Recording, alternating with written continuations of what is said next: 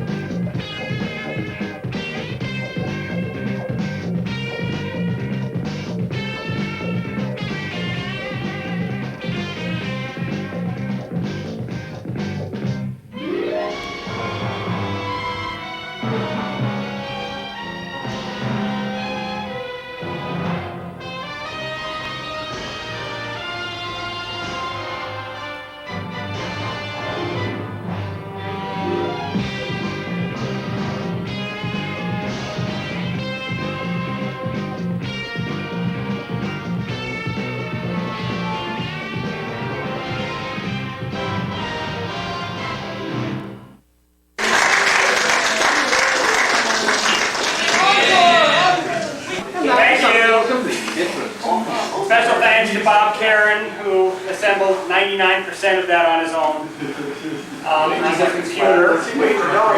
And extra special thanks to Frisbee, who works over in registration, who agreed to run around in the mud in the open.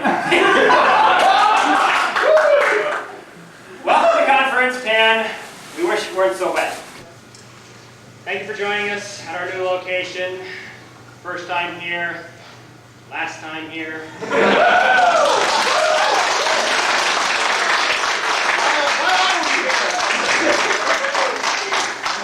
I'd like my partner in crime for the last 10 years, Mark Marlino, to come up here, please.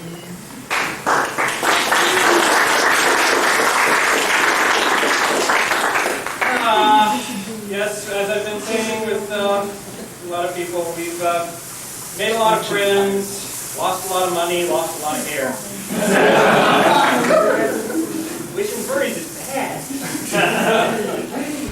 We're looking forward to actually having a lot of fun at this as well. We've got 6 wonderful guests of honor. We've got a great concert happening tomorrow night over here in the La Pavilion. We're going to have a lot of fun with people. We've got a cool costume show planned for everybody. And you'll all be able to find this out when the program books show up. The program books are apparently behind several people whose cars decided they really liked each other. Tonight, if you look over at registration, there is actually some programming information there. We have this going. At 5 o'clock, we're having a special birthday party for our guest of honor, Mary Hanson Roberts, which is today. Where? Here. In this room? In this very room. Okay. And video's up and running. Where's that? Where's that? Video We're not program. Where we know where everything it's is. in the map. The video, you got the map, so you can find where the video room is. That much I know. Can you tell us anyway? Yes, it's over above where registration is. Go up the stairs to the right. It's in that same building. Okay. In that same building. Yes. It's like above, so up those stairs in that hallway room that has telephones. Yeah. You must actually rise through the steel line. Cover that. Yeah, basically the programming happens in 2 major areas here.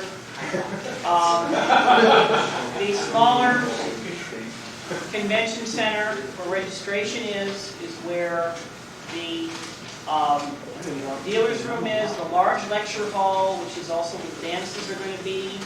And the cabaret. Yeah, the cabaret. Right upstairs from there is the video room. That's also where ConOps is, if you need to talk to anybody about ConOps. Artist Alley is going to be down by registration, so that is all in that section.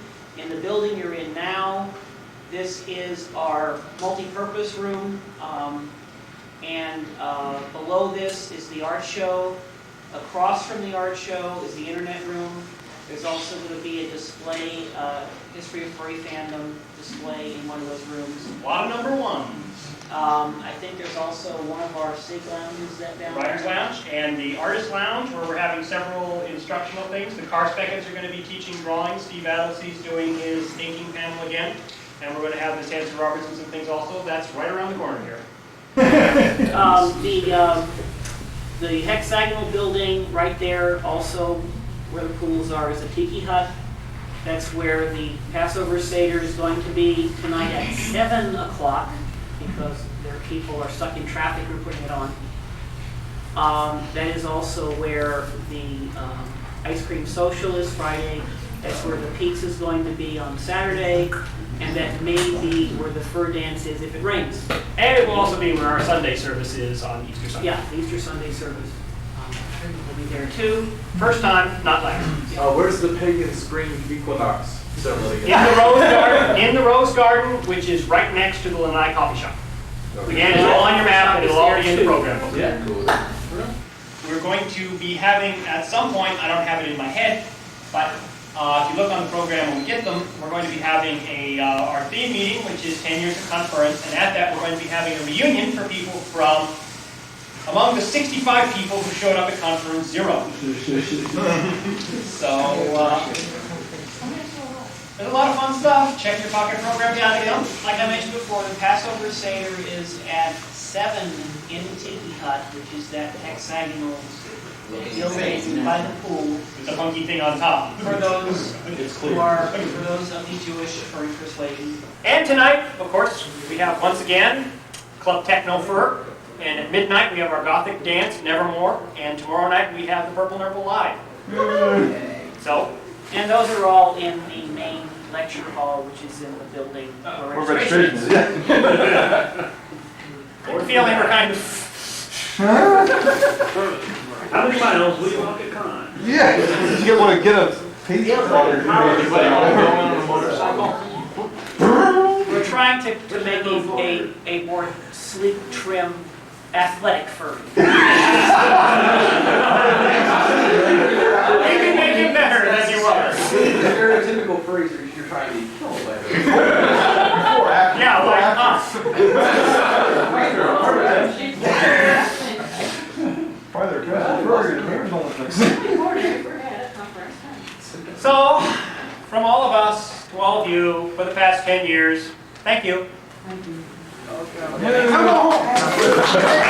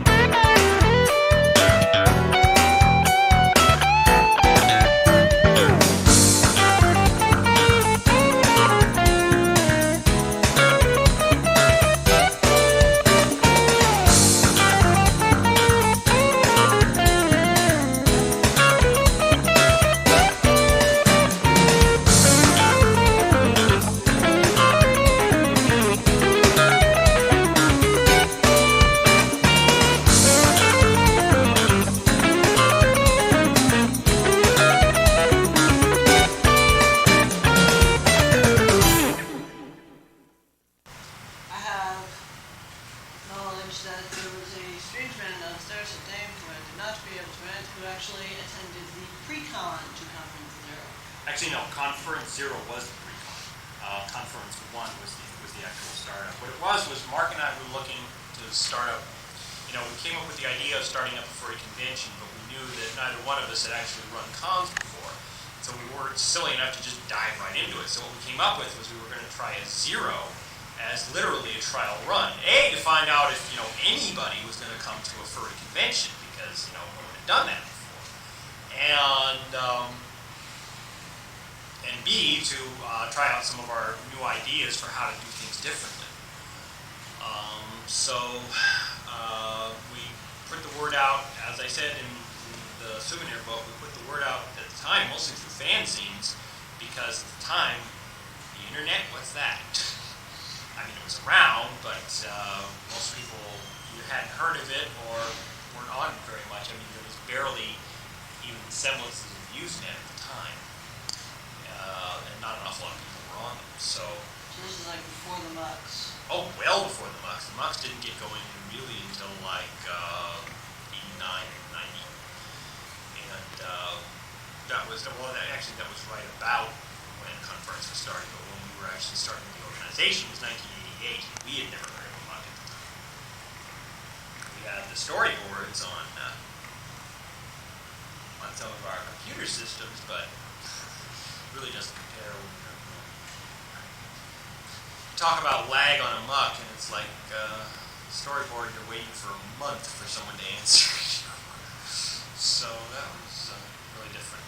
But we were happy that we got the people that we did, and we even, even back then we already had one person from Britain and a couple of people from Australia and all that. So we've always been really, really proud of the international flair that is thrown at this. Of course, that's expanded like crazy recently. Now they're having their own convention in Europe, which is really expanding. And they have our guest of honor from last year for their guest of honor this year. Who's the guest of honor from last year? The Sam Norman, she's a British novelist. Penny. One of those people who writes books about yay thick. Were you in Cyril? No. What was the first one you came to? Because you've been coming for a long time. See, I was a supporting member before I first came here. Really? Man, I thought it was something new before that. Well, that still goes back a ways. So you got to get all the neat art from Forum without having to go through the hotel.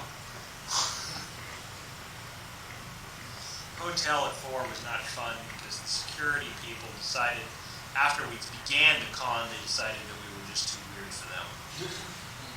And that was the first time we experienced a hotel clamping down on us. And of course, this was after we started the convention, so we got no warning at all. And it was fun. We got through it though. And immediately went to another hotel, which was actually probably the best hotel we dealt with, the Atrium Marquis. Well, the Airport or Hotel, then the Atrium Marquis, then the Atrium, then the Atrium Garden, and these days the Atrium. They couldn't decide on a name, but they had a hotel. And they loved it so much, we went back there. It's the only place we've been back 3 times, but we keep outgrowing them. In fact, we like them so much that the 3rd time we went back there and we expanded to another hotel next door. So it was the only split ConFURence we ever had. And ConFURence 7. Yeah, I remember that one. SchizoCon, half year, half there. Marquise. Yeah. Which since the theme was military furries, we designated the walkway between the 2 hotels. They had this fence between them with this one little gate that you could walk through to get between them, and we designated that checkpoint furry. So we would have loved to have done that again, but we outgrew that. So, man, no. Yeah, I gotta say, that was my favorite. 7? 7 was a favorite for me too. It really did. I don't know what it is, but you know how Star Trek has their odd number problem? Odd number? Oh yeah. The odd number film problem? Yes. We have an even number ConFURence problem. I don't know what it is, but everyone since 4, the even numbers have been pains in the tush, and the odd numbers have been just a breeze. So I come back next year and I'll be okay. Yeah, right? come back next year, grand time.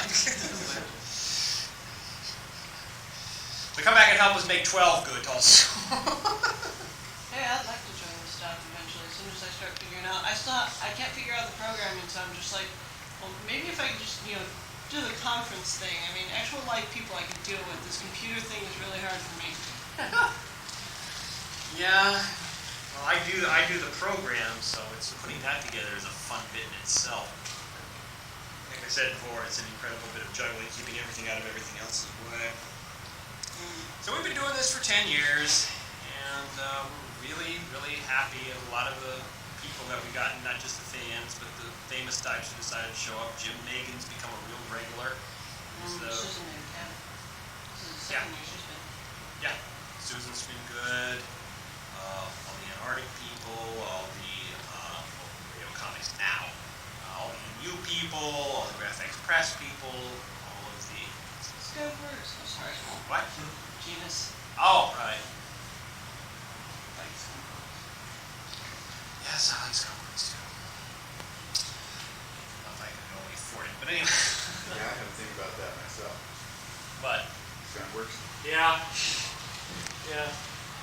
People do realize that the person who hangs around with the lady who hangs around with James Hardman, that everyone for a long time was assuming was his slightly older girlfriend or something, that is his mother. Wow. And she sells his X-rated art for him? It's nice to have that kind of She must be support. like Val in the comic.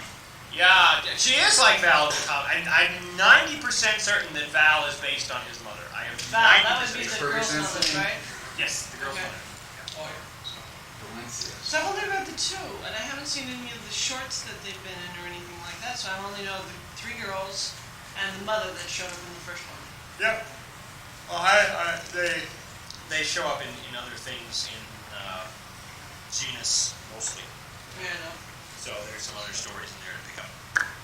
But yeah, we were really happy the first time James came out, and we keep getting more and more comic people, which is really cool because we love to support the comic people. That's why we came up with Information. One of the ideas that Mark came up with, before we came up with ConFURence even, was the idea of a newsletter specifically to inform furry fans of comic books and other stuff out there that was available to people who might not know about it otherwise. So, even though we're retiring from running the convention, we're going to keep running Information because we think that's an important resource. Oh, yeah. Any sales that we can help people generate, we're happy to do. Even though we're not exactly a trade show, but we're happy to not make people's sales. I have a People make question. money, they're happy. What do you do for Monday? Me? I am a hazardous waste materials consultant. How do you do? This is my son Charlie. And Mark is a telecommunications engineer. He wires buildings for computers. Wow. Okay, so you guys actually have boring jobs to go with all the fun. you We're have both here. technically speaking in construction, actually more these days in renovation. Thank you. He puts machines in buildings, and I figure out what to do when you're taking them out. Or as I like to say, I have a button that says, "Bring me your toxic waste, and I'll tell you where you can stick it." Yeah. But yeah, it's difficult to when you're in renovation, you're working whatever hours the client wants you to. So it's fun trying to find time to have a convention with all of that too. Is that why everything most in here is like last minute? Yeah. Well, also, when we get, a lot of the stuff we try to set up is just constantly maybe yes, or maybe no. So, this yellow thing, even though I get the souvenir book or even though I get the program done, a month beforehand, I'm changing it up to a week beforehand because people leave, people come on, people say, "How can you put that up against that?" and so forth. So, yeah, that's the reason why stuff winds up last minute. and people's work That- schedules. That would actually explain why the fact that, you have the few gaps of time that show up is just like, we had nothing to stick there, we had stuff there before, so, You notice that most of the gaps, well, Fursuit Lounge, there's only a few things that actually go in there because that's all they have to say. Artist Lounge, we'd love to put more workshops in there, but one of the things that we've discovered over the years is that the artists that we bring in here, they'll sell you their comics and they'll sell you their prints and all that, but when you actually try to talk to them, they're incredibly shy people. So it's like, you need to get up in front of people and talk? We've never, ever been able to get as many workshops, artist workshops, as we would love to, because I know there's a lot of people coming here who would love to do some more how to draw stuff, learn more how to draw stuff, but, the artists just are frightened to death of actually getting up there and doing that, so, unless they outnumber all the people in the room. sell my secrets. Ah. That too. So,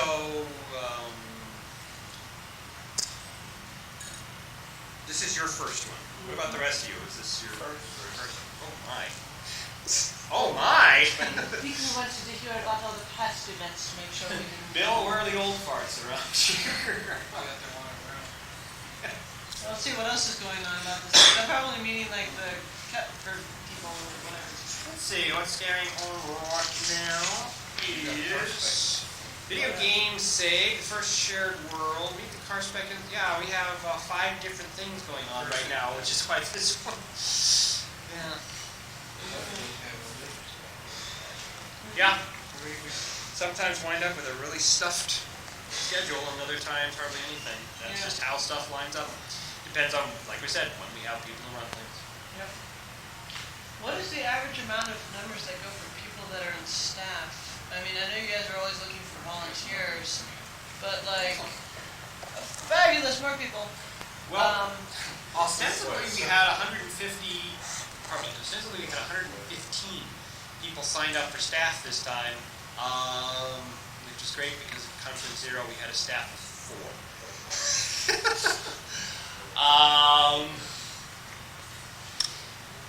The trouble this time is that of those 115, approximately 50 have shown up. So we're in a panic. Yeah.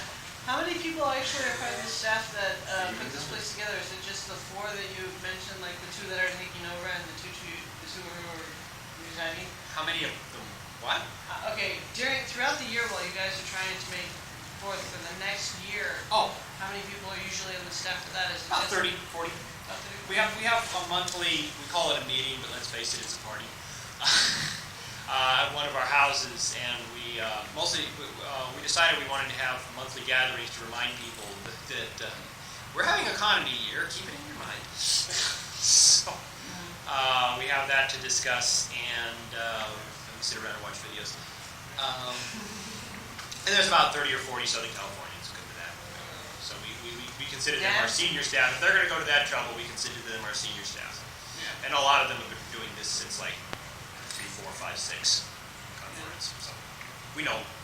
Yeah, me and my Northern California state. Well, actually, we got some Northern Californians who are regular staffers also. And our volunteer heads actually were Northern Californians for the longest time. They used to do this for Baycon. And then they moved down here, and now they do this for us. Neat. So that's cool. So which one? Baycon is one I've heard of. DuckCon and Eurocon and Further Confusion and. Baycon is just a regular science fiction convention. It's the Bay Area Regional. It happens every Memorial Day weekend. And it has been for a long time. One of our first, but not the first furry party was there. I should mention, if I hadn't mentioned before, that it's interesting. One of the reasons we were kind of romantic about coming to HapaCon around here before we found out was because this was the place where we had the very first furry party. Back in 1986, they had the WesterCon 39 right here, HaliCon. And one of these rooms right over here. In fact, I think you can head down this walkway and turn left and go up the stairs there, right that row. The very first furry party was held. Mark and I were bored. It was another con. Even though he was a guest, we didn't have anything to do at night, so we decided to have an art party specifically generated around funny animals. And so, we had started hearing the term furries at that point. People were too lazy to use 5 syllables, so they changed it to 2. And let's not even get started on anthropomorphic characters. But anyway, so people had been using this term furries, so we said, great, furry party. And we got it, and Steve Galachi was there. I think it was probably under different management or something. Probably. Hotels change management about 3 times a year. We've had to deal with this several times. Now, they change management 3 times a year, and each time a new management comes in, the last management hasn't told them anything, so you have to explain yourself all over again. And then everybody's lost the paperwork, but that's another bad. Anyway, Steve Galachi was there, Ed Klein was there, the furry costumer, Christina Lamp, who's an artist, Ken Sample was there. A lot of good artists were there. So that's when we first started getting the idea we were onto something, and then we started doing it at conventions up, down, all over the coast. Some conventions, the furry party was larger than the convention. I kid you not. Is that where you guys first started the fact that maybe we should hold a convention of our own? Yeah, and then, like I said again in our article, one point Mark came to me and said, "So, you think we're ready for our own con?" And having no one there to stop us, or talk us out of it, we just said, I said, yeah. So we started working on it. We have a cadre of friends who are specifically assigned to beat the snot out of us if we ever start saying, maybe a world con. A world con? Yeah. You mean a con like a conference tour? No. The World Science Fiction Convention, which tends to have about 5,000 people at it. This one I'm not aware of. Yeah, that happens every Labor Day weekend. Different cities. Different city. Yeah, that moves around. That's a whole thing because in addition to running the con itself, you have to bid for it, which means you have to go around to all these other cons and convince them that you're wonderful by throwing all these great parties and so forth. Well, it's lots of money. Yes, extreme amounts of money.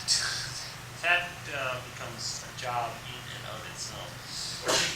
Hey. So, what other things have people maybe heard about some of the older conventions?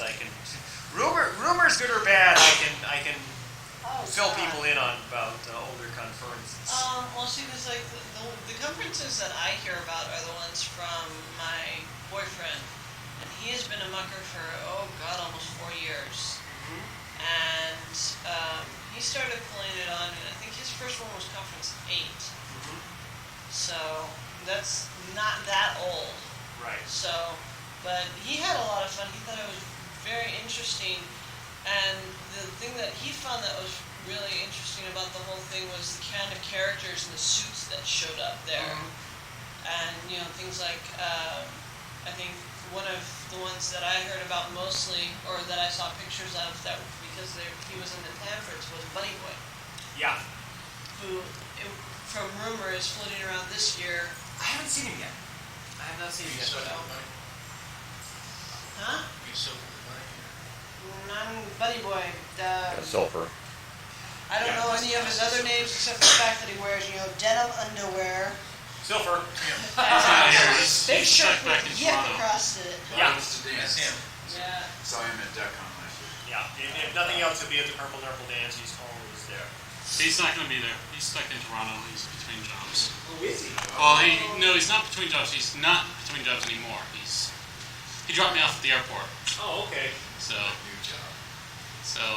unless he catches some sort of last-minute flight out, which isn't beyond him. Yeah, That's how we both got the FC. So that's a shame, because especially since our theme this year is rabbits, a lot of people were hoping to see him. We were considering making him our official Easter bunny, which would have used a lot. Oh, that would have been so cute. Oh, how great. So the Easter Bunny is coming for a visit. Huh? Yes, we are going to have an Easter egg hunt on Sunday. Hey Tim, what was your first ConFURence? CF4. 4. Okay, so you're the same as William. Okay. We're seeing how far we got people going back here. I'm the transportation manager. Dave was at 0. So Hi.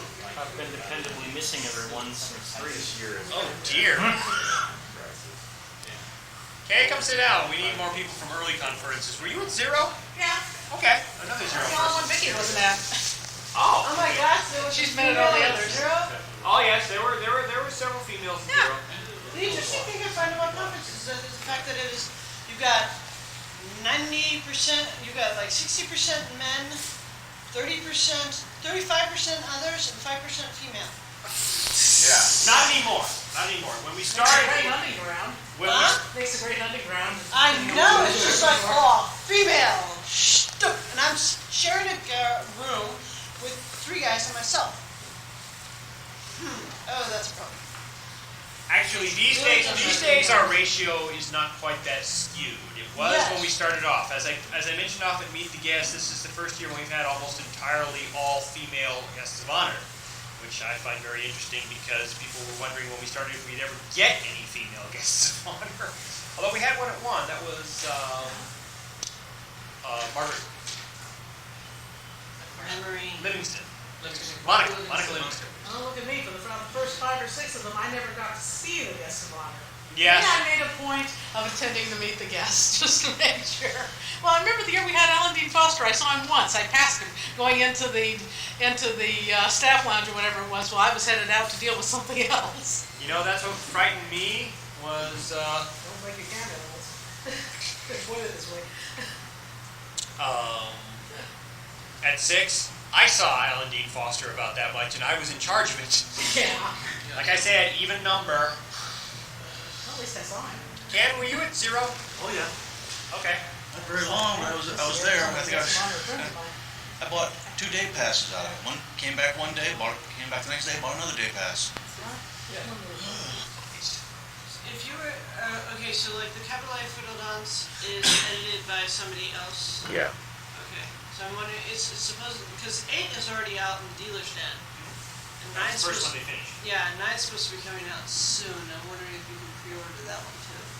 You have to ask them that. Like I said, a couple of years ago, the Cabaret Furley Dance broke off as its own thing. We host it here, but we don't run it. You may want to wait on the you wait till next year.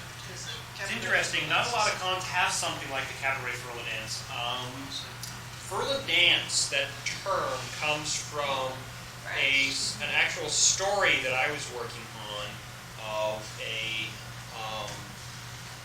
it's a nightclub which actually features nude dancing by furries for humans that I started as a story idea.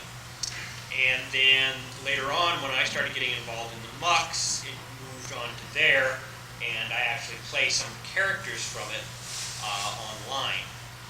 And that started becoming really known, and we started having weekly dances where just in the text format that you have on a muck, people would come in and do dances on stage to various music, and other people would come in and watch them. And that started getting really popular, especially when we were doing it extremely regularly.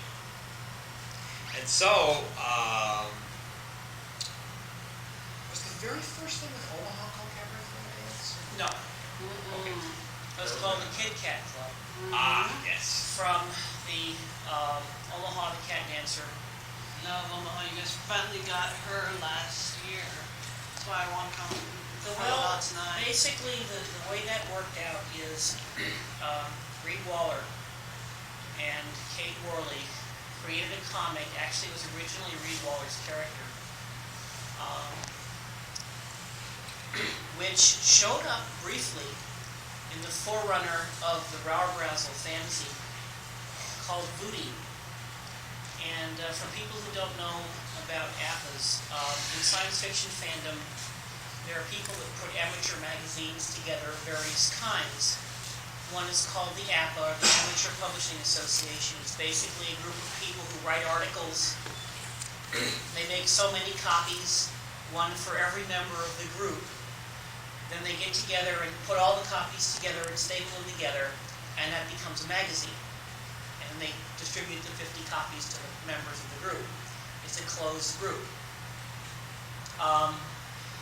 At the time, there were a lot of people who were comic fans in science fiction fandom.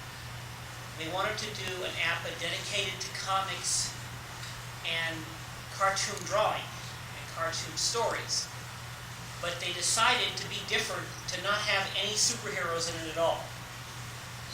And the only other thing they could come up with for a genre they could think of that was a consistent genre people would recognize was funny animal comics. Bugs Bunny, Fox and Crow, Rocky and Bullwinkle, the Karl Barks Duck comics.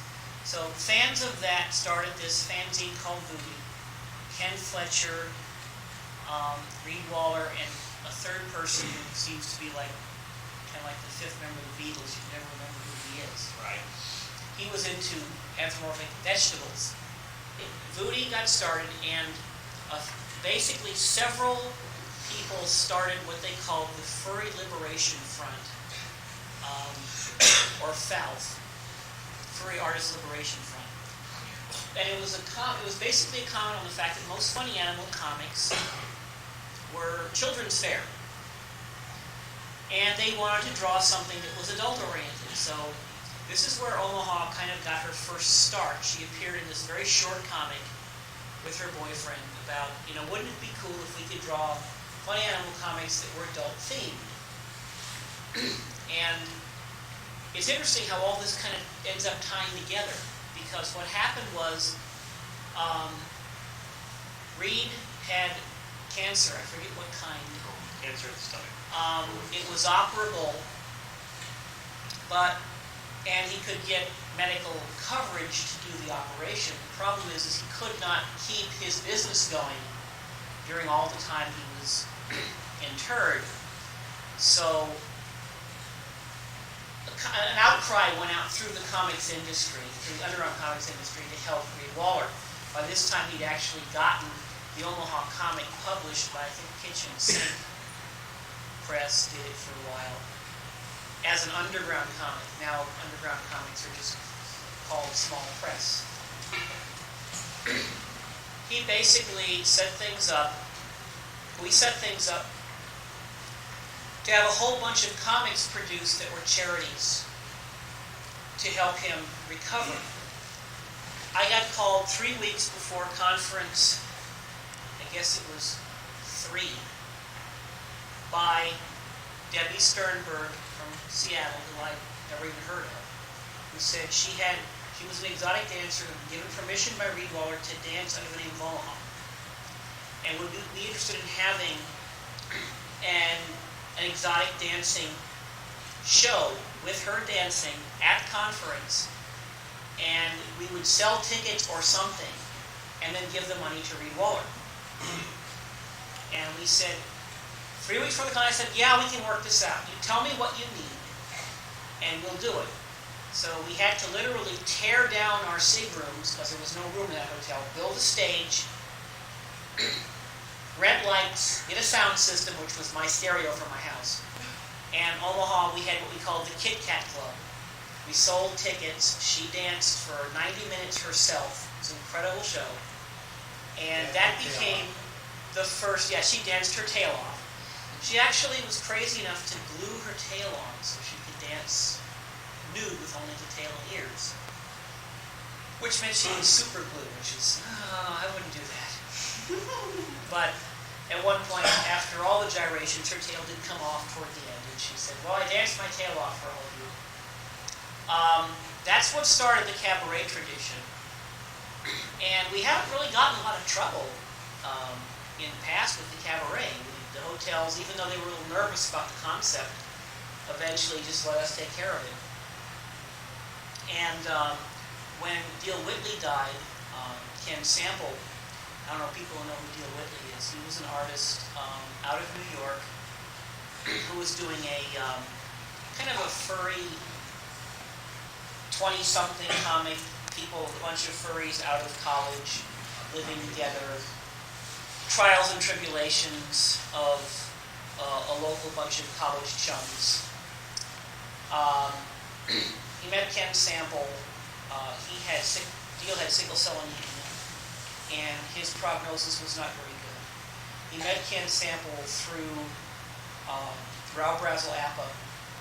and they began hanging out together, working together on various projects, and that pretty much turned Deal's situation around. So he lived a lot longer than the doctor said he would, and he's very active. Came to lots of conferences, came to lots of Comic-Cons. At one point he was in Seattle for a while working with the people from Amity Press on some projects, which unfortunately never happened. But he did die in, was it 1990, I think? 92. So we continued to sell tickets to the Furl Dance, and then we would change the charity. In this case, we would basically send the money to the Ducret Art School in New Jersey, or actually I think it's in Connecticut, where Deal was going to go to school and actually be a student teacher. And so there's a fund there. And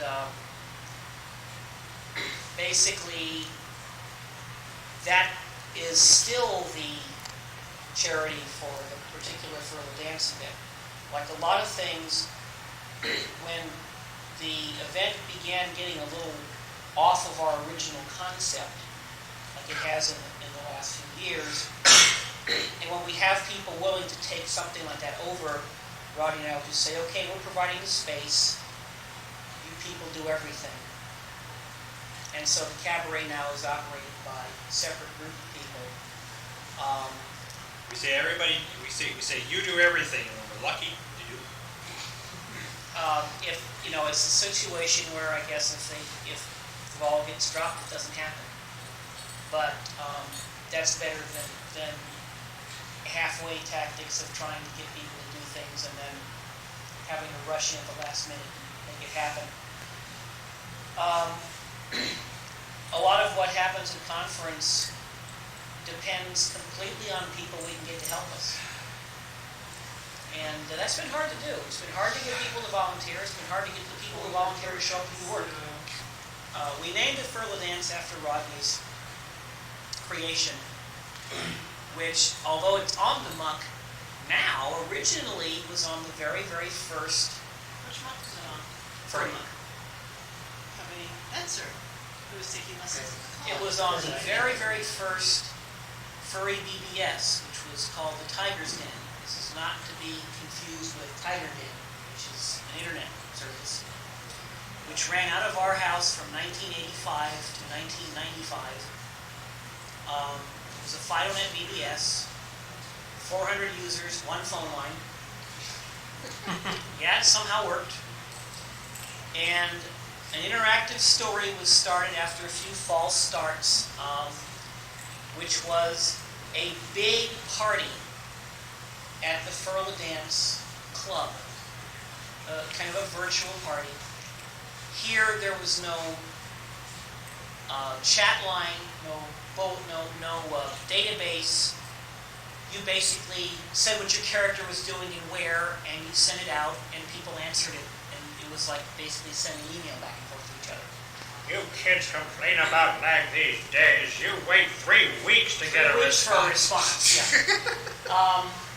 Basically, a lot of what happens on Furry Muck was prototyped on Tiger's Den. And looking back at it, at old logs, I see a lot of characters, well-known characters that are on Furry Muck now, including Shatiri, who were on the Tiger's Den Furl Dance interactive storyboard first. So it's unusual. It's kind of synchronicity or something. Everything keeps like pointing back to science fiction fandom, pointing back to an interest that people had. I remember going to Penulticon, which is Worldcon in Denver. When was that? 1984. And finding in the hotel they had stuck the video room that I ran in, which was not the main hotel. It was quite far from the main hotel. We found this huge conference room with windows on one side and this giant chalkboard that nobody was doing anything with. Had tables and chairs in it. The hotel didn't care. It wasn't used function space. So we had giant artist jams in there with all these furry artists who would come in and they signed in by drawing their character on the blackboard. And I got pictures of that blackboard. And this is like the furry fan display. this is like 2 years before the first furry party happened at WesterCon 1985. 86. 85. Well, 86 was the first furry party. Oh, right. 85 was the first prancing skill tear party. And interestingly enough, if you go to the animation, the digital animation scene put on by the Linker system, he was the person who gave us the room for that party. Because we were in a cheap hotel across the freeway. And he had a room in the main hotel, and we were all bored because there was no night programming at WesterCon. So he said, hey, I'll give you my room, have a party. So once again, that synchronicity thing. Now we have the Linkers who started their own animation company based on me transposing my interest in animation to Sheldon. He wanted to see my characters animated. And I told him that the animation industry needed not necessarily computer-generated animation, but computer-assisted animation. And he went and wrote this incredibly wonderful program to do that, which is now becoming industry standard. We're running a little long time. Why don't we talk somewhat, especially you, because a lot of those ideas came from you. Why don't you talk a little bit about some of the things you specifically wanted to do different about ConFURence when you came up with the idea of starting a con? Yeah, basically, the whole con thing happened to me originally in about 1969 when a friend of mine called me up and said, hey, did you hear about this Star Trek convention they're having at the LA airport? And I said, I'd seen the little really cheesy advertisements they had on our independent station was running Star Trek reruns. And I said, well, it looks like it'd be interesting. So he and I and a couple of people went. Like 7,000 people showed up to this little tiny hotel. They basically had all their function space on the second floor, and they had this cantilevered mezzanine, which they determined could not hold that many people.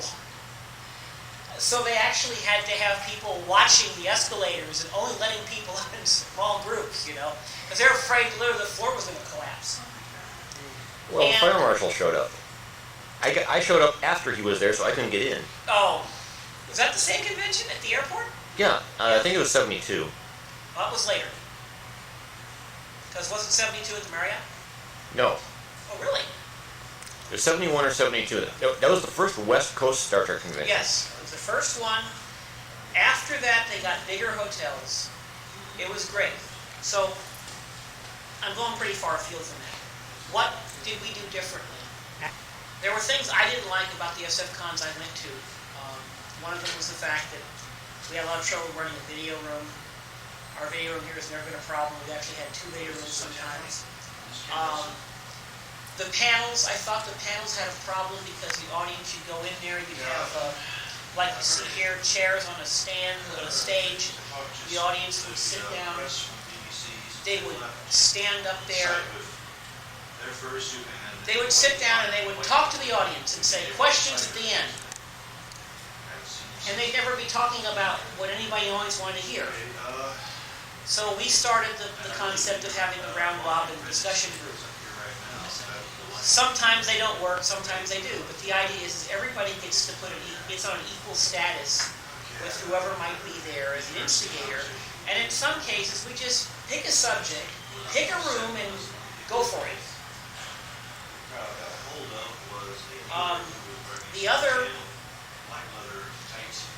Basically the other situations involved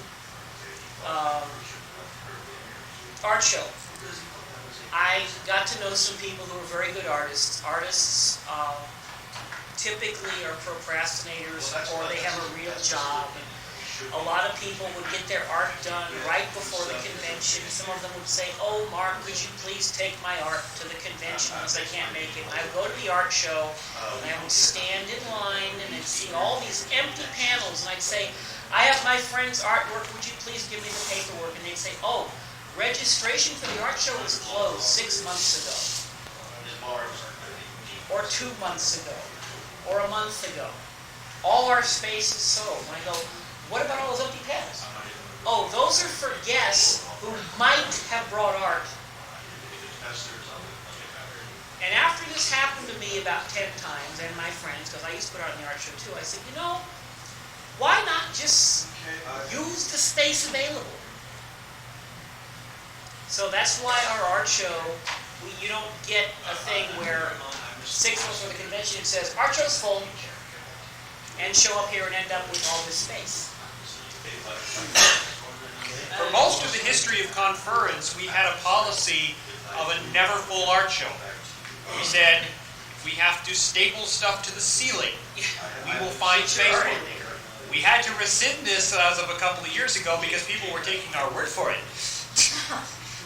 The idea was we started saying, fine, you can get art in late, but if you're smart, since we don't know what's going to actually happen by convention time, you better tell us how much space you want. What does it take to get a panel and put up art and stuff like that? You asked us. Basically, that was the other thing. That was the other thing is, in most cases, and this varies for convention. Some conventions, if you're an artist, all you do is you register at the art show separately from the convention. Other conventions, you register with the convention and then you pay for art show panels. Since there were so many artists at ConFURence, we determined that anyone who pays a membership supporting or attending automatically can claim an art show space. So anyone who's registered for the convention is a registered artist if they want to be. And we would sell the space by 4 by 4 foot space up to a 4 by 4 foot space, which means no, that doesn't mean if you have one, name badge art, you don't get that hung in the middle of a 4 by 4 foot space. The way we make the art show fit is we hang the pieces very close and tight. I hate to cut you off because I'm really enjoying this, but we have another. Yeah, we have something else. Yeah, sure.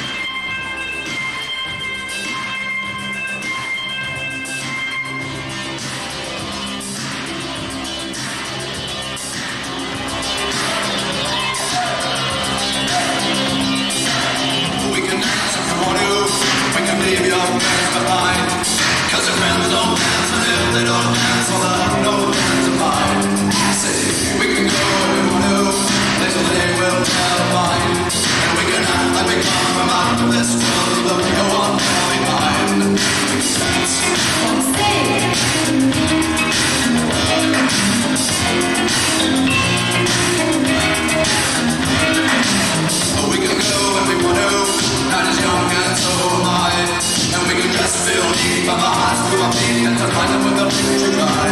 Say we can act if we want to, if we don't, nobody will. And you can have to feel blue and totally remove it like an act like an imbecile. Say we can dance, everything's out of control. We can dance, do it in the pole. We can dance, everybody put your hands. We can dance, everybody's taking the chance. Sing the dance, oh let's sing the dance. Yes, sing the dance.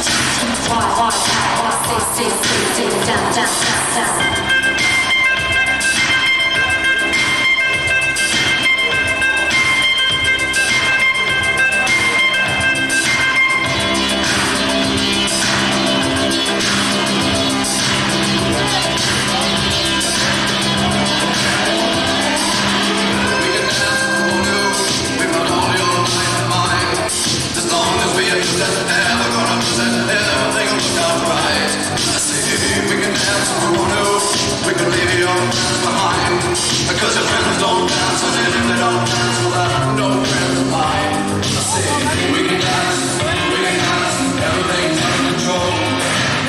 We can dance, and do it in the pole. We can dance, everybody put your hands. We can dance, everybody's taking the time. Let's sing the dance, hey, sing the dance.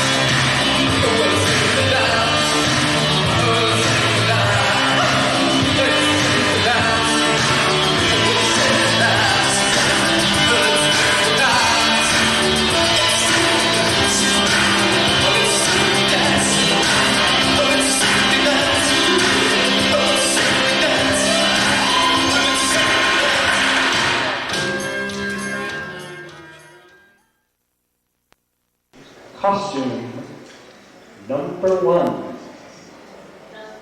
Francisco.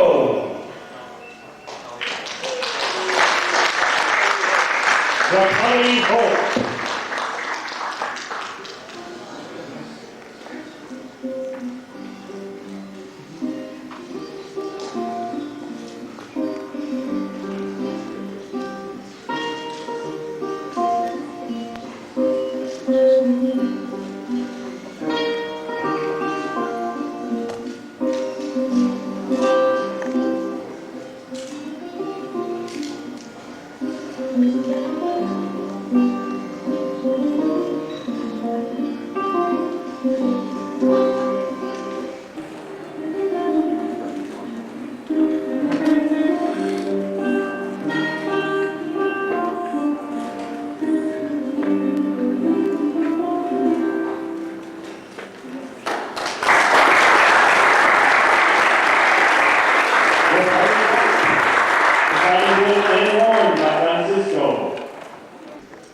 Costume number 2.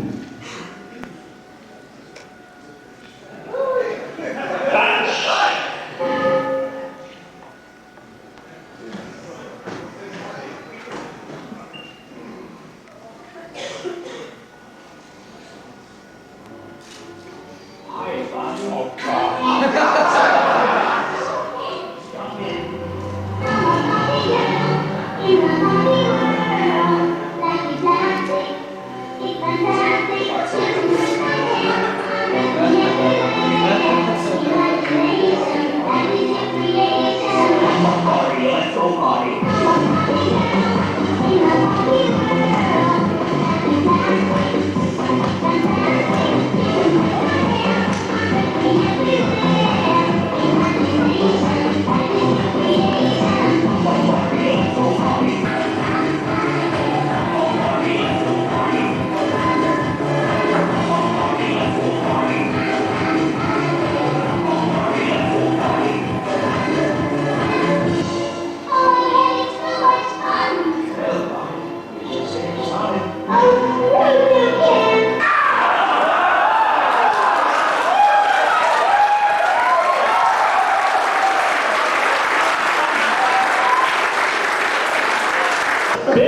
and Ken. Designed and worn by Sego and Berku. Body by DuPont. Brains by Mattel. Costume number 3, Prospect Panther.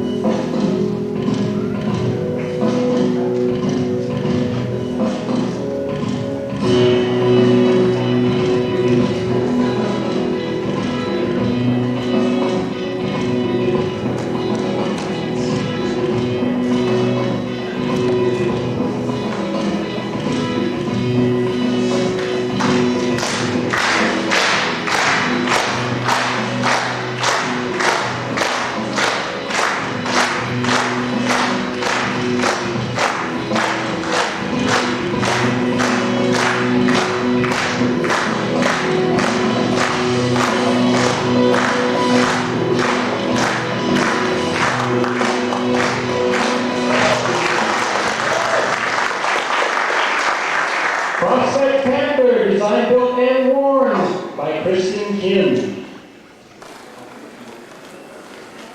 Costume number 4, Anime Elemental.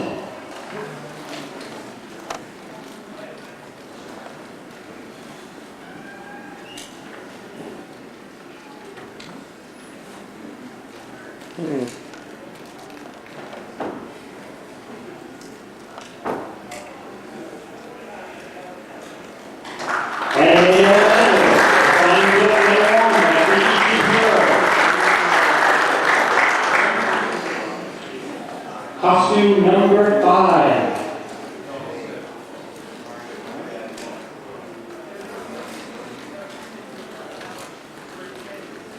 Goblins, East meets West.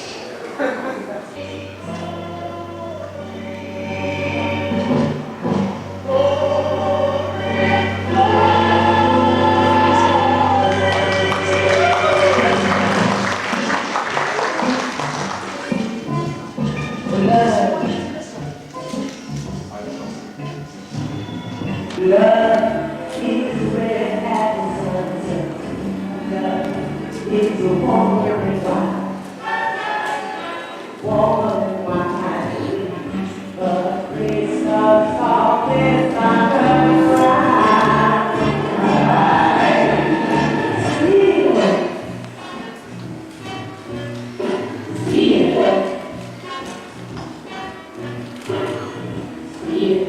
it's home back to life.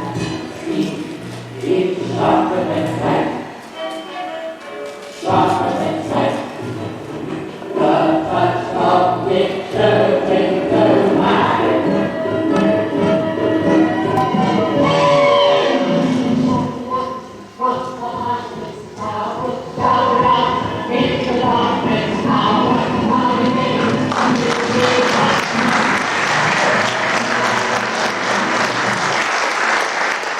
Goblins, East meets West, Hephaestus and Ocean, designed, built, and worn by Vance Kagawa and Heather Reeson. Costume number 6, Kid Simba.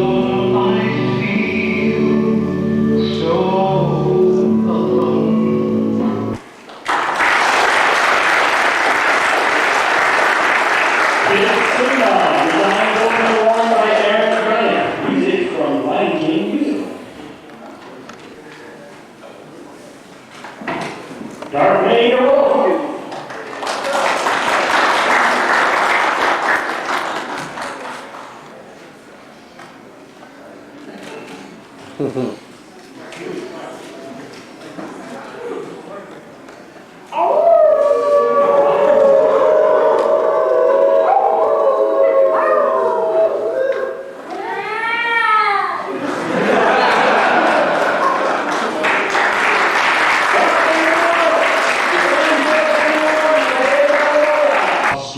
number 8.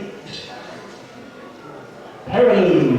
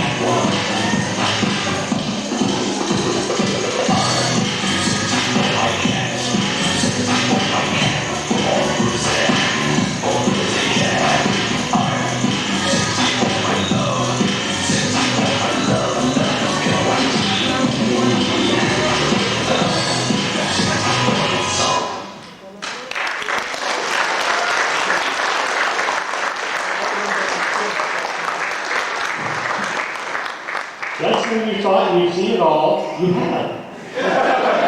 Parallel, designed, built, and worn by Jim Ketchum. Costume number 9. I call him out. Hey, boss, for the last time, get on my floor gun! Have you been at Mrs. McTavish's flower garden again? Come on. I thought so. What am I going to do with you? First, this is the furniture. Your own little bed wasn't enough. You had to tear that up. Then you tore up the couch. Then the love seat. Then my bed. And as if that's not enough, you're so amorous with all the other animals in the neighborhood. Mrs. Peterson's calling. Next, you're going to be eyeing me.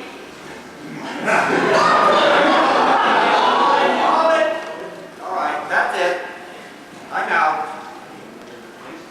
Hold your head up. Okay, does anybody here want to buy a slightly used box? I take coupons, I get a discount, $6? How about you? I think maybe this looks odd. Then I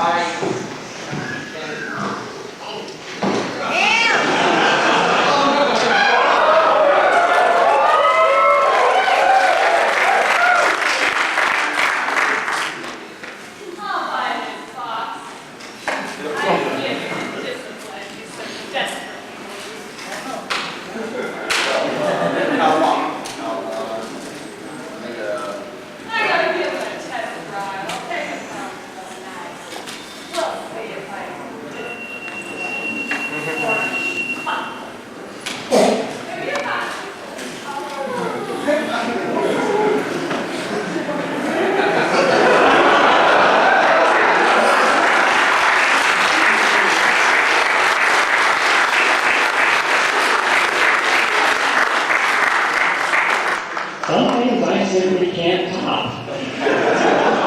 But I'm sure she can.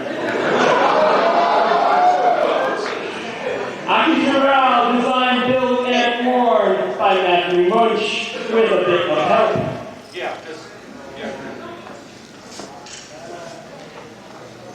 Costume number 10. Trappa.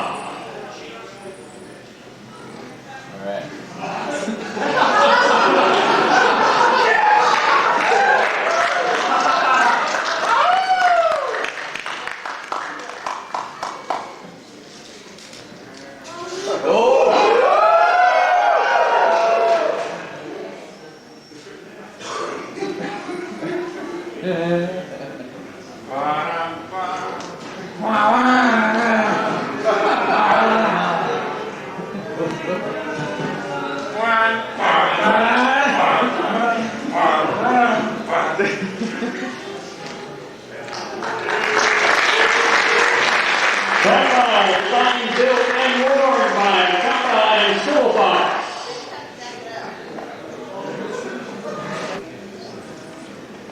Costume number 11. Minnie.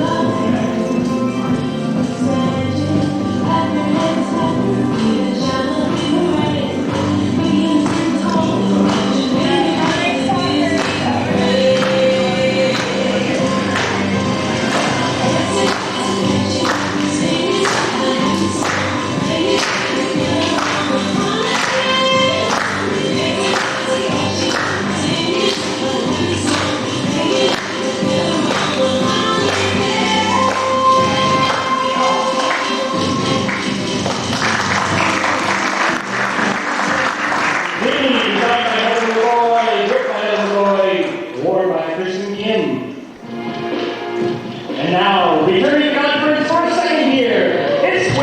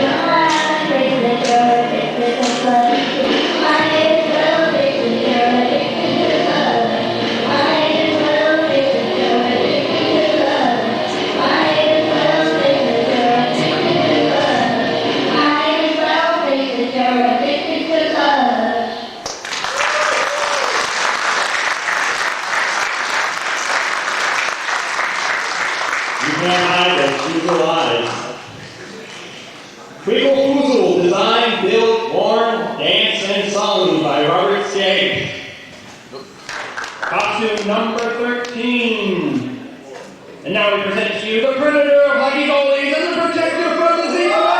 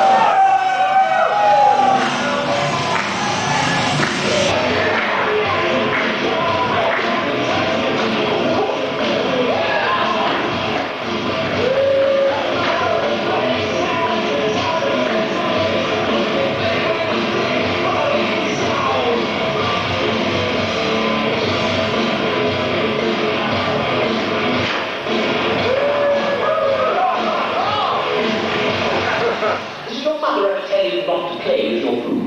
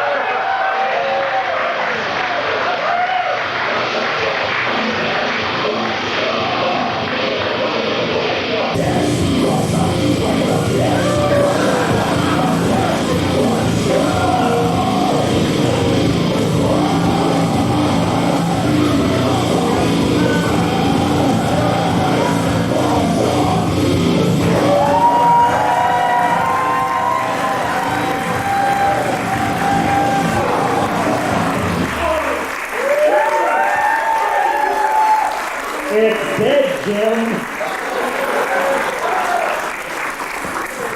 Stanley D. Lyon. Designed by Sir Lyon, built by International Costumes, and worn by Sir Lyon. Okay, so they're worried about furry sex. Let's give them furry violence. Costume number 14. Furry Sailor Saturn.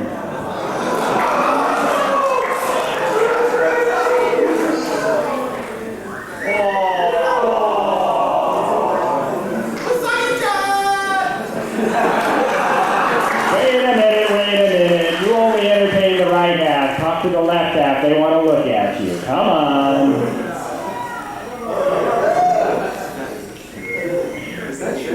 Furry Sailor Saturn. Designed by designed by Eve Tecklin, built by Adam Briggs, and worn by Shannon Stewart.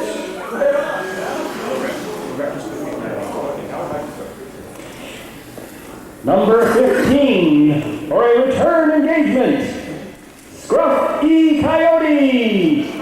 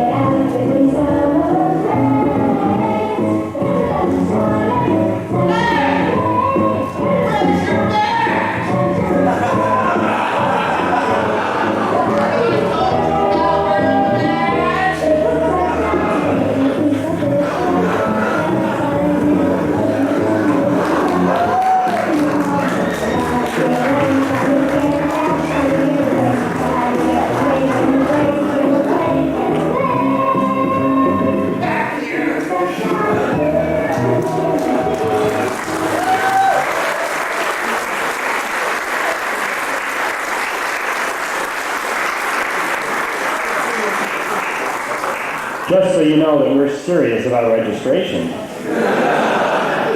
Scruff E. Coyote, designed, built, and worn by David Eli. And that is the ConFURence 10 costume presentation.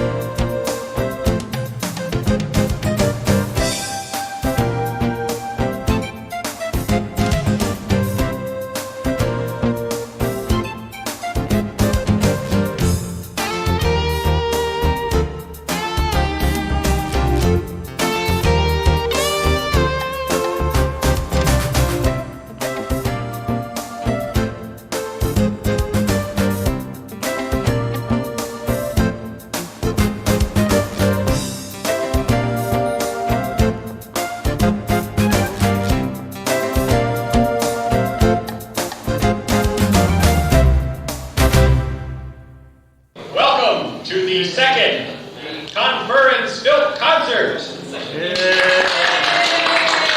That's more like it. To start us off this evening, without much further ado, please welcome Winborn. Hot Rocks by Fred Small. True story. True story. On the line of the Tennessee blue, from a million bowls of the Black Lagoon, they make a hound dog howl, the SWAT team swoon. Hot Rocks on the loose. They multiplied since '53, slurping nuclear debris, amphibious, fabulous, fancy-free. Hot Rocks on the loose. Hippity, hoppity, here they come. Radioactive, looking for fun. If you kiss them, look out for the tongue. Hot Rocks on the loose. You race rocks.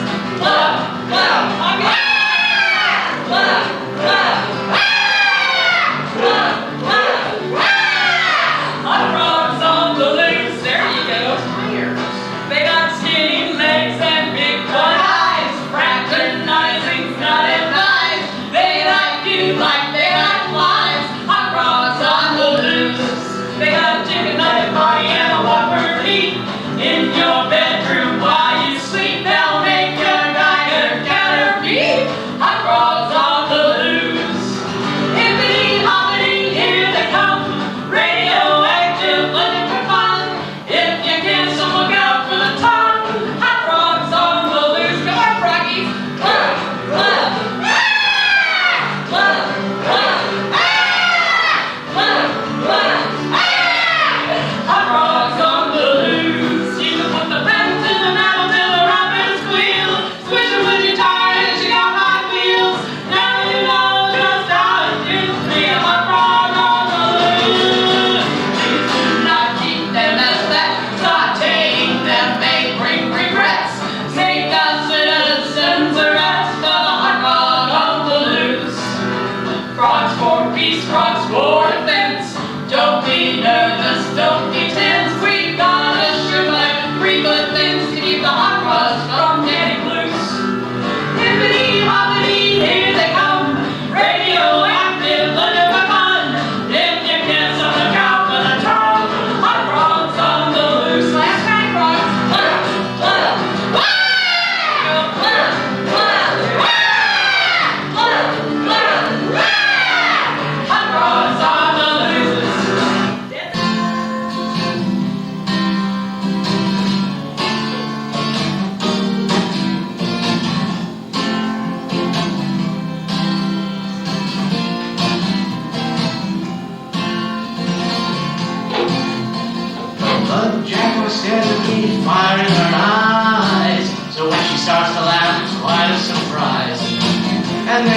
disappears and I realize I'm coming home to you.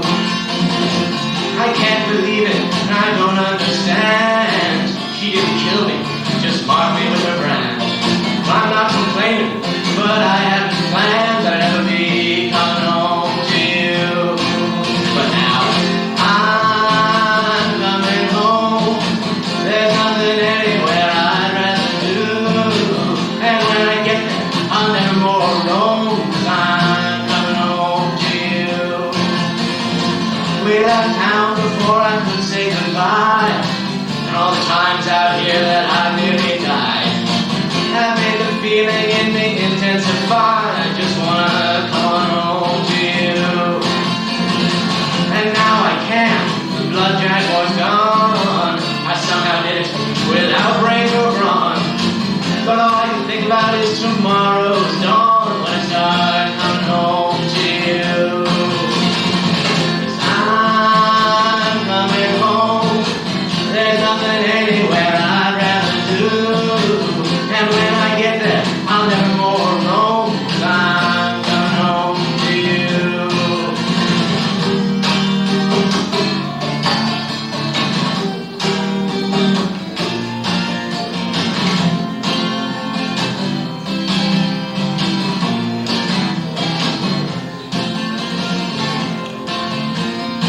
When we get to Meerkat Town, there's banners unfurled, and all this talk about how I saved the world. But I just pass it by with my whiskers curled, 'cause I'm coming home to you. And then there's Otter's Gate before me at last. I race to your place, my heart beating fast. I've never told you I loved you, that's all in the past. Now I'm coming home to you. Yes, I'm coming home. There's nothing anywhere I'd rather do. And when I get there, I'll never more roam. 'Cause I'm coming home to you. Yes, I'm coming home. There's nothing anywhere I'd rather do. And when I get there, I'll never more roam. 'Cause God said I'm coming home to you. The jaguar stares at me with fire in her eyes. So when she starts to laugh, it's quite a surprise. And then she disappears and I realize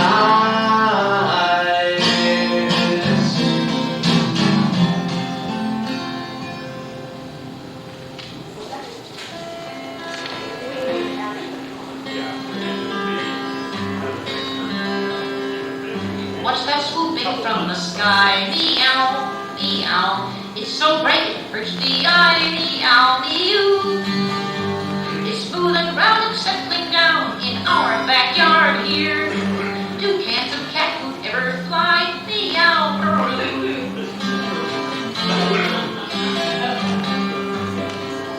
it looks like it's come to land. Meow, meow. Big girl runs a garbage can. Meow, are there mice or food inside? Toys we can play with. Crouch and watch and make our plans. Meow,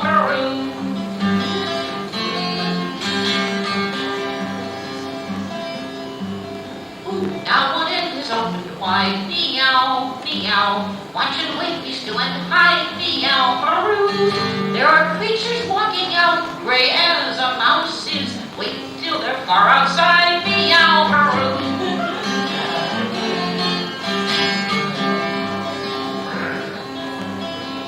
out to nip at back of things. Meow, meow. It threw something. Ooh, that stinks. Meow, bash and grab and shake them hard. Teach them a lesson. Claw their hides and tattered strings. Meow,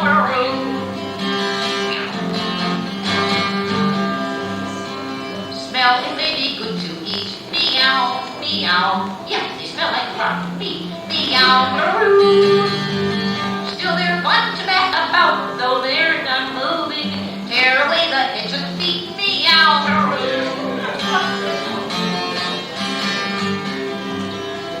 look around the clothes store. Meow, meow. Now it's rising, see it soar. Meow, leap and try to bring it down. No, it's too high now. It won't come back anymore. Meow,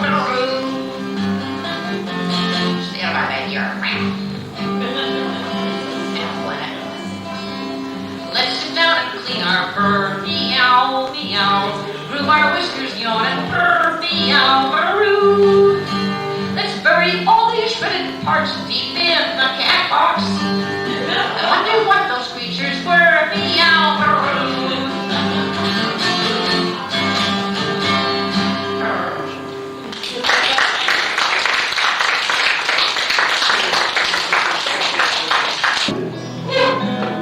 First I must mention a lack of attention. Here I am wasting away. That's awful. Why did you get me if you won't pet me 17 hours a day? I ask you, what is this crap? When I sit on your lap, I expect a devoted misuse. I've got the nobody loves me, nobody feeds me, overflowing cat box blues.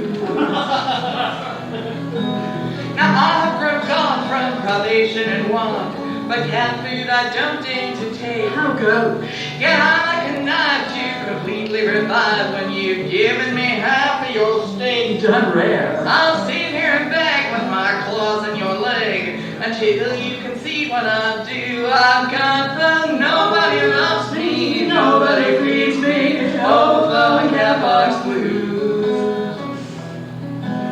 Well, I don't deserve this lousy door service. I'm always on the wrong side. You know, this prancing and prowling, the mumbling and growling works, but it hurts a cat's pride. So I'll just claw and I'll spray till the door rots away and leaves me a hole to pass through. I've got the nobody loves me, nobody feeds me, overflowing cat box blues. Whenever I go for the bed or the sofa, you always shoo me away. How rude. You say I leave hairs on the fabric of chairs to defend your pristine derriere. Well now, if I can't repose where I want to suppose, I'll throw up where you most like to snooze. I've got the nobody loves me, nobody feeds me, overflowing cat box blues. Well, you ought to know when a cat's gotta go that you owe her a spotless commode. Let's hear it. Why should I squat at the same soggy spot right on top of 3 weeks worth of love? Oh, really? Now, if I were a grouch, I would bleep on the couch, but instead I have bleep in your shoes. Nobody loves me, nobody feeds me, overflowing cat box blues. Well, since you've spayed me, nobody's laid me. I'm on the rod of contempt. It's true now. Eating and mewing, that's what I'm doing.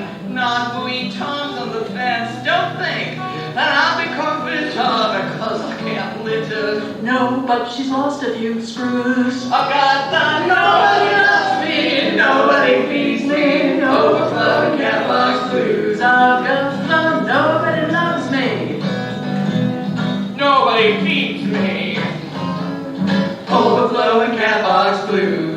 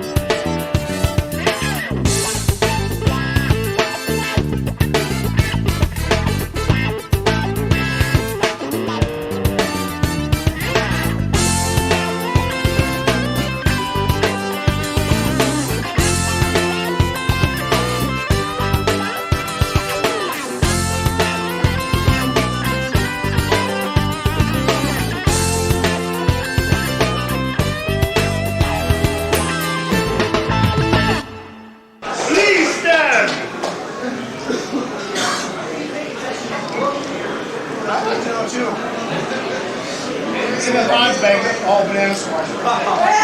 Stand up! Stand up! Come on! Stand up! For those of you familiar with West Corner of the Park, there has been a certain amount of usage of certain fruits and vegetables in a suggestive manner. Oh no! Said zebra has been victimized. When I get email that says, "Dude, what's with you and the banana squash?" It's time to do something. I'll use a larger squash next time. Therefore, we present thee with the first annual most gratuitous use of a fruit in a cartoon, and I don't mean sulfur. I give thee the Zebra Likes It Award!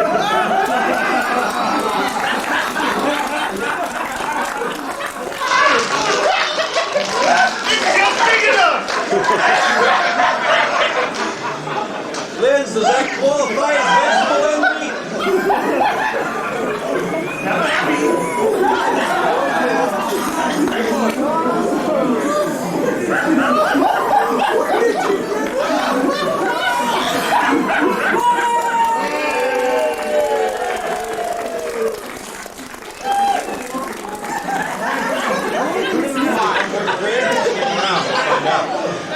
Thank you, Academy. It's first, second, and third place. He's swept the awards. The face is the great part. Since this is the first recipient, I call us the Linz. We should do the Linz every year. The Linz. It's the Linz. Next time we send competition, most gratuitous use of fruit in the strand.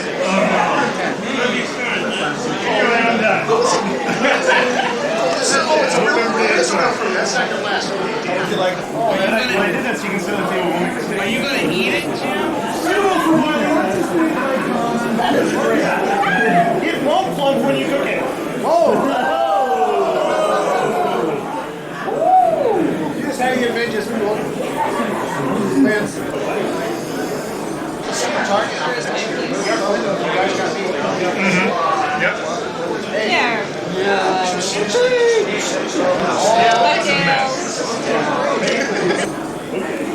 Let's throw it around, Jim. Yeah. Throw it all the way around.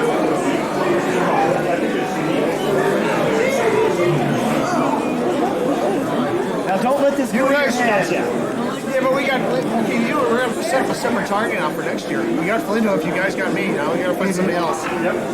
Hey, I wish it was silly stuff. What?